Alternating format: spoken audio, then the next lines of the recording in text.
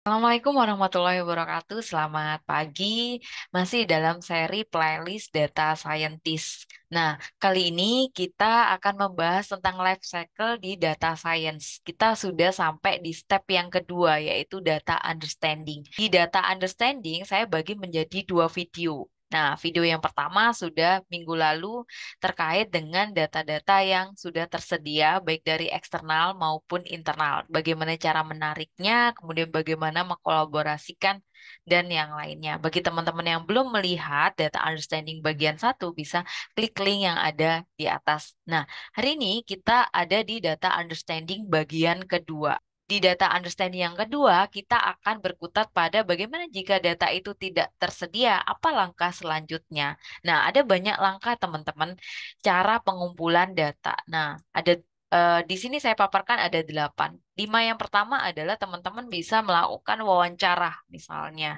Kemudian teman-teman juga bisa melakukan observasi. Nah, ini pastinya harus disesuaikan dengan business understanding yang sudah teman-teman rumuskan di step yang pertama life cycle dari data science gitu ya. Bagi teman-teman yang belum melihat proses bagian pertama dari life cycle data science yaitu business understanding, bisa klik link yang ada di atas. Nah, kemudian cara yang kedua adalah observasi.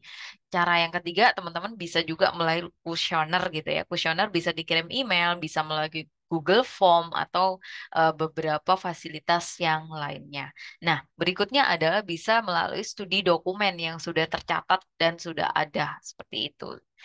Nah, berikut berikutnya bisa melalui FGD atau forum group discussion. Nah, teman-teman, tiga berikutnya adalah lebih ke misalnya eh, perusahaan tersebut belum memiliki media sosial gitu ya. Misalnya kita pengen melakukan sentimen analisis melalui media sosial, ternyata misalnya belum ada gitu ya. Nah, itu bisa dibuat dulu. Kemudian bisa juga misalnya saya tidak mau melalui FGD, saya tidak mau melalui wawancara, saya pengen yang terstruktur dan bisa dipakai berikutnya. Boleh nggak saya membuat sebuah aplikasi, misalnya mobile atau web, boleh gitu ya. Nah, nanti web dan mobile itu bisa teman-teman rancang sesuai dengan kebutuhan data yang akan dipakai untuk analisis berikutnya di data science.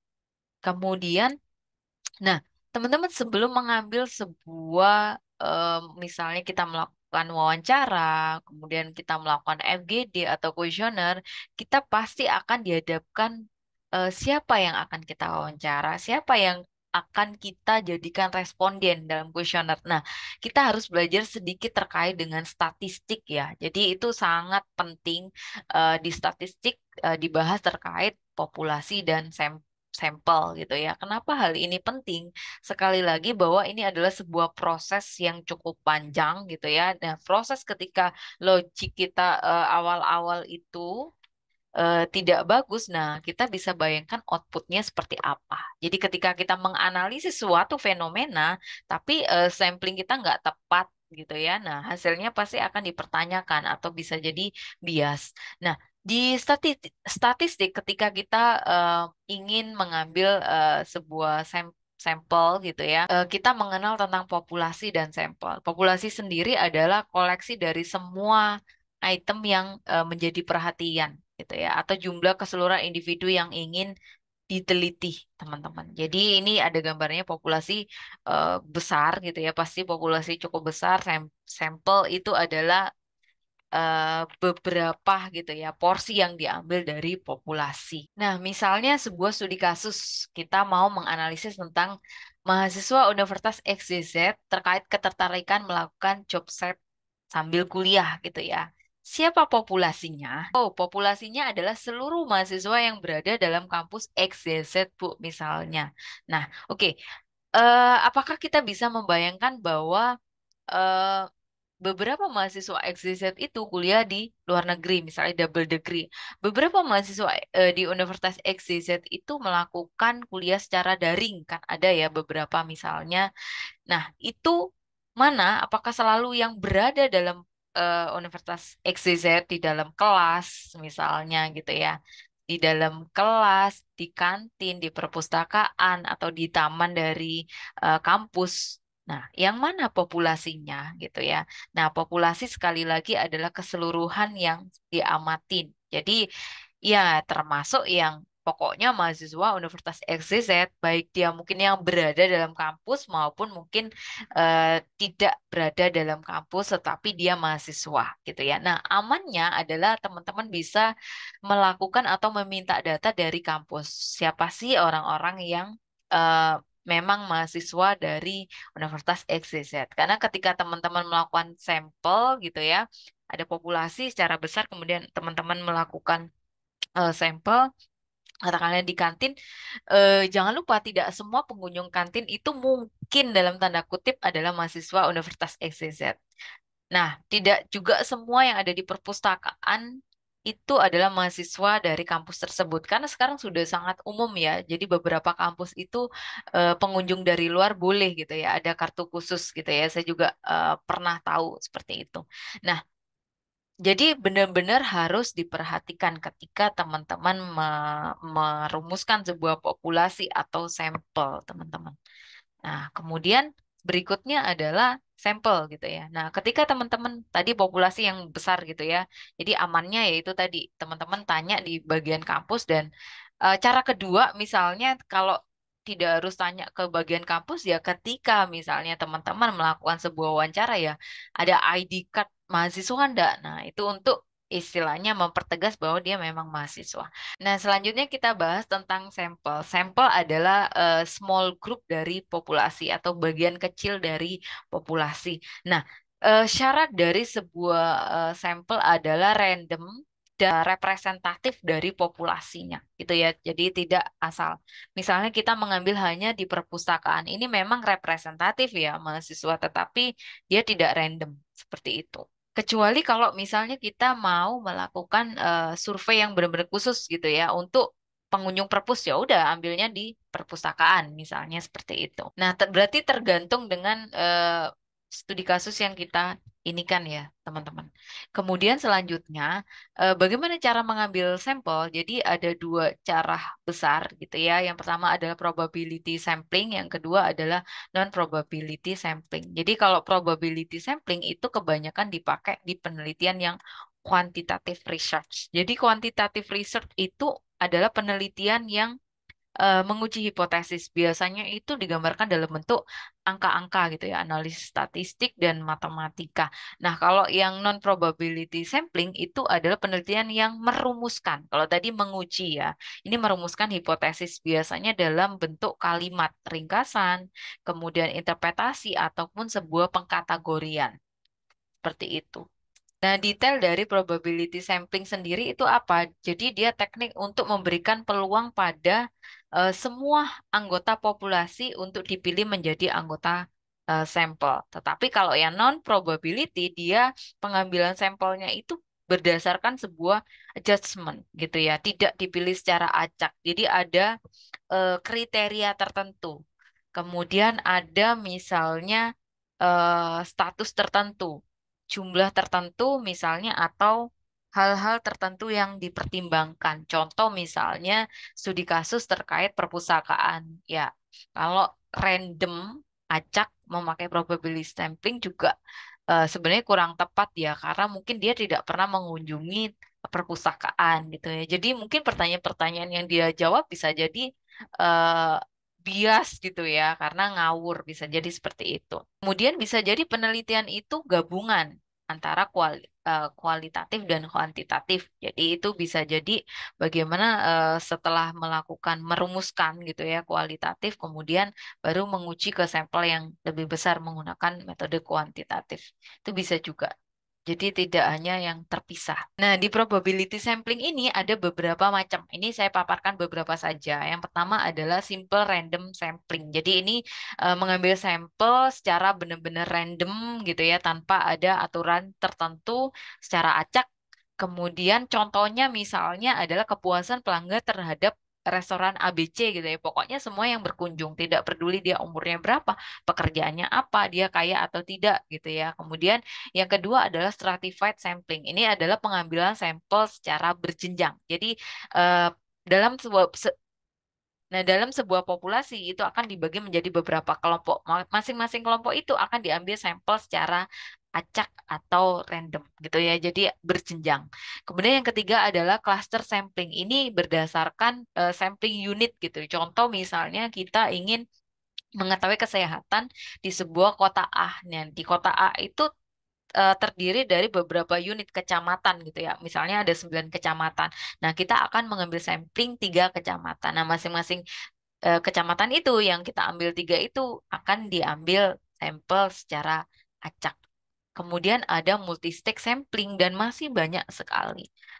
Nah, yang pertama adalah purposive sampling, yaitu bagaimana dia menentukan sampel berdasarkan karakteristik yang dikehendakin atau purposive ya, sesuai dengan tujuan tertentu.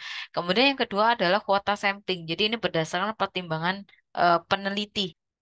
Berikutnya adalah accidental sampling. Jadi ini penentuan sampling secara spontanitas gitu ya. Jadi siapapun yang dia temui tapi asalkan dia masih dalam masuk kriterianya itu bisa diambil sebagai sampling. Kemudian ada saturation sampling. Ini bagaimana dia benar-benar mengurangi kesalahan. Dia mengambil sampel hampir semua yang ada di populasi gitu ya. Nah, ini pastinya populasinya kecil gitu ya. Karena kalau populasinya besar itu tidak memungkinkan atau tidak logis. Kemudian ada snowball sampling. Jadi cukup banyak teman-teman dari probability sampling dan non-probability sampling. Ini adalah kenapa sih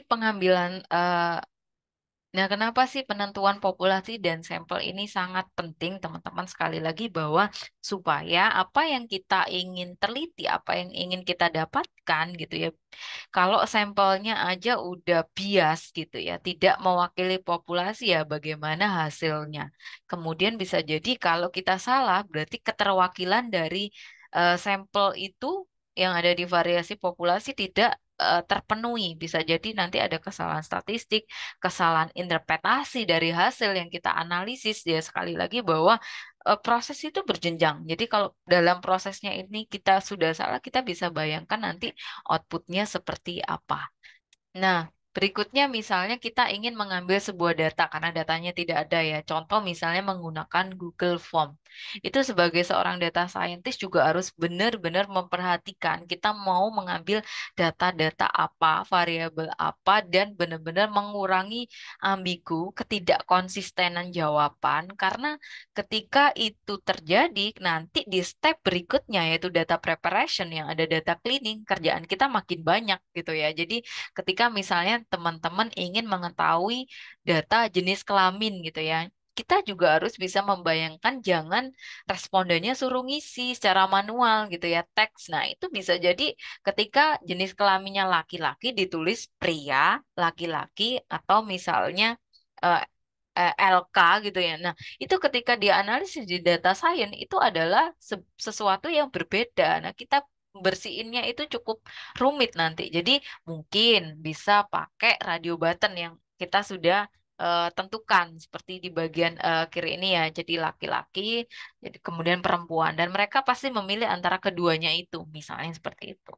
Kemudian misalnya kita membutuhkan sesuatu hal yang bisa pilih lebih dari satu. Nah, berikutnya misalnya kita membutuhkan sebuah data yang harus diisi gitu ya. Nah, kita harus mengatur di Google Form-nya gitu ya, wajib diisi. Karena ketika misalnya kita tidak mengatur itu, tapi kita butuh item itu untuk dianalisis. Nah, nanti ketika itu tidak diisi oleh respondennya, itu pekerjaan lagi di step life cycle berikutnya di data preparation gitu ya. Nah, jadi benar-benar harus diperhatikan.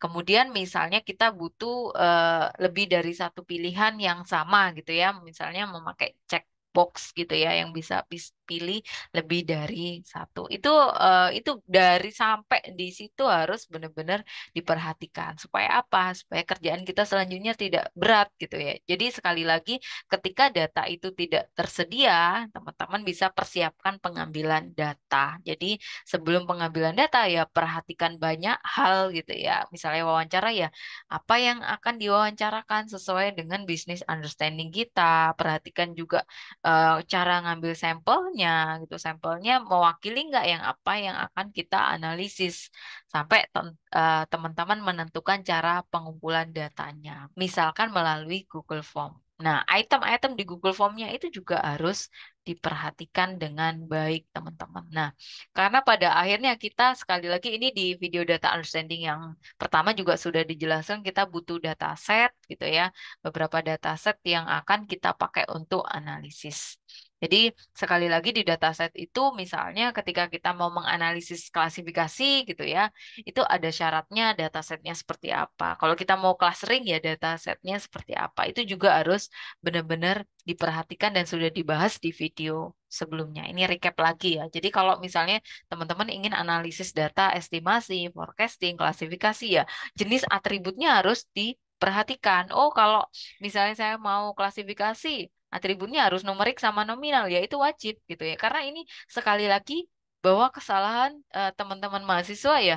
Saya punya data, Bu, saya pengen olah di data science. Saya mau klasifikasi, tapi memenuhi nggak dengan syarat-syarat atribut dan labelnya. Nah, misalnya seperti itu. Jadi ini adalah beberapa kesalahan yang paling sering terjadi, teman-teman. Nah, berikutnya adalah tipe data. Nah, di tabel tadi kan ada tipe data numerik dan lain-lain ya. Apa sih itu? Nah, tipe data itu secara umum dibagi menjadi dua, yaitu kategorikal dan numerik. Beda keduanya adalah ketika kategorikal itu dibagi menjadi kelompok-kelompok, kalau numerik bentuknya pasti angka, dapat dihitung gitu ya.